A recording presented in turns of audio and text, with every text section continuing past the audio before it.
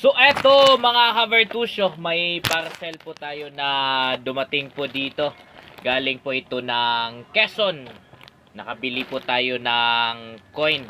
Galing po kay Ate Mayet Perez. So binigay po sa atin ito ng mga kagrupo ko para gumawa daw po ng content. Ayan. Para maparami syempre ng subscribers at makarami din ng mga taong marunong makipag-negotiate pagdating sa coins. Yeah. So buksan po natin ito. Ang sabi ng kagrupo ko, ito daw yung tawag nito, NGC 1 peso upper mint mark. Ayan. Upper mint mark po. Error coin po yun kasi 1 year lang po yun ni-release sa atin ng BSP only on the 2019 at hindi na po yun nasundan or pinalitan na po siya. So ito yung coin na ito nasa loob. So tignan po natin kung kailangan pa bang linisin or mga bago pa sila. Ito ay NGC 1 peso. Peso ba? Piso. 1 piso. 1 piso po mga ka-Vertusyo. Upper mint mark error coin. Yeah.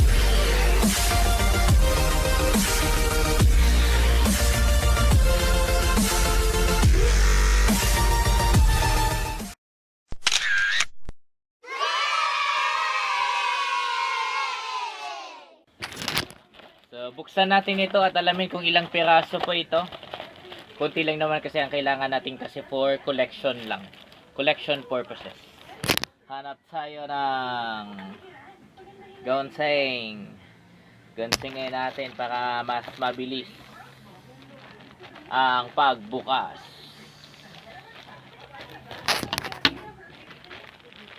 Nilagay pa pala ito sa karton. Karton ng anong product ba ito?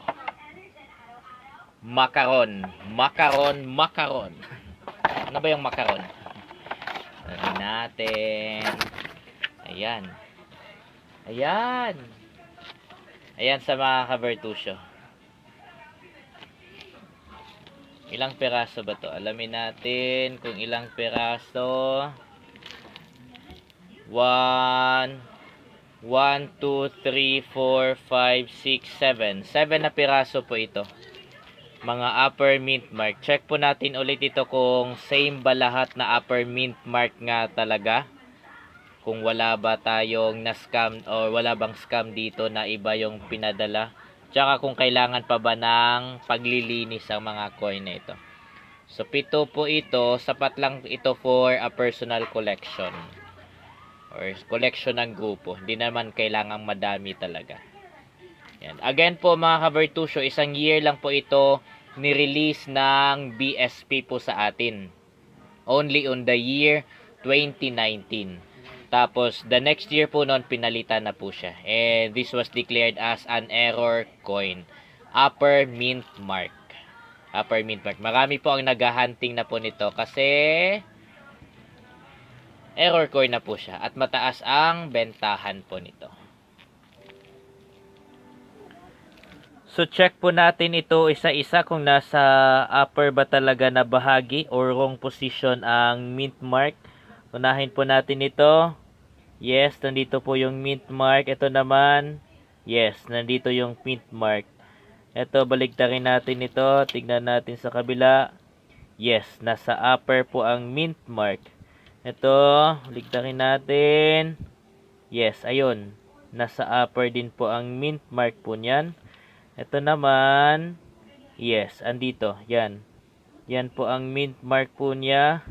Ito, baligtarin po natin. Ayan. Yes, nasa taas ang mint mark. At panghuli sa 7 na coins, yes, nasa upper din po ang mint mark. So, lahat po ito ay 7. 7 na NGC 1 peso coin. Error coin po ito, series of 2019. Ang error po sa coin na ito ay upper mint mark or nasa wrong position po ang mint mark po nito. Pinalitan po ito ng same pa din ang design, wala pong nagbago except sa mint mark po. Yung pinalit po nito kasi ay instead of etong error coin ay nandito, di ba?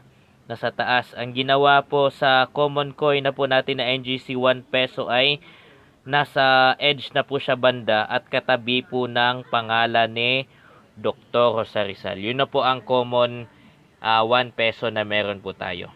Ito ay, tingnan nga natin kung 2019 ba ito lahat. Yes, 2019, 2019, syempre. 2019 din yan.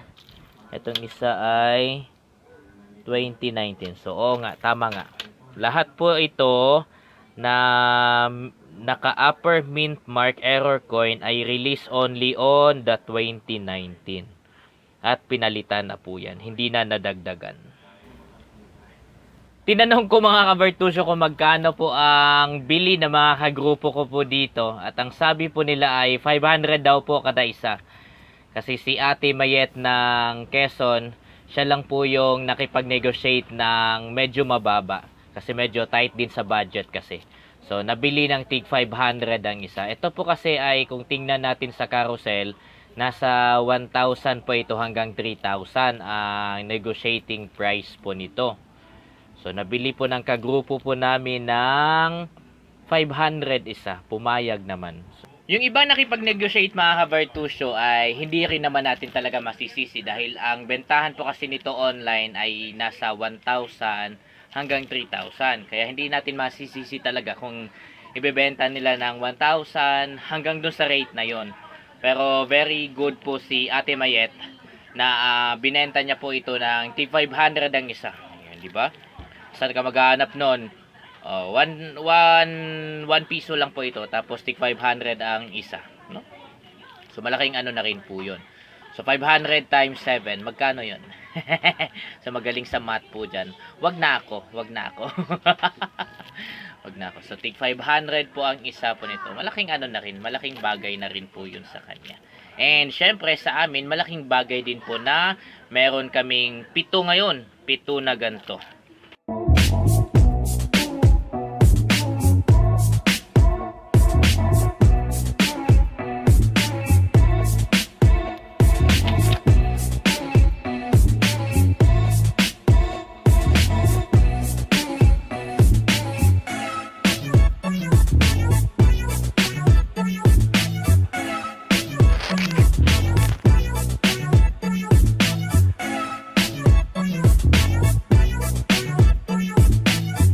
So itong mga coins na ito mga kabartusyo ay lilinisin pa rin natin kasi scotch tape pala itong ginamit. Akala ko kasi ay plastic lang po ito. So ito ay dinikit sa scotch tape. So kailangan po nating tanggalin po yan. Tapos linisin po natin para mawala po yung impurities. Linisin natin ito.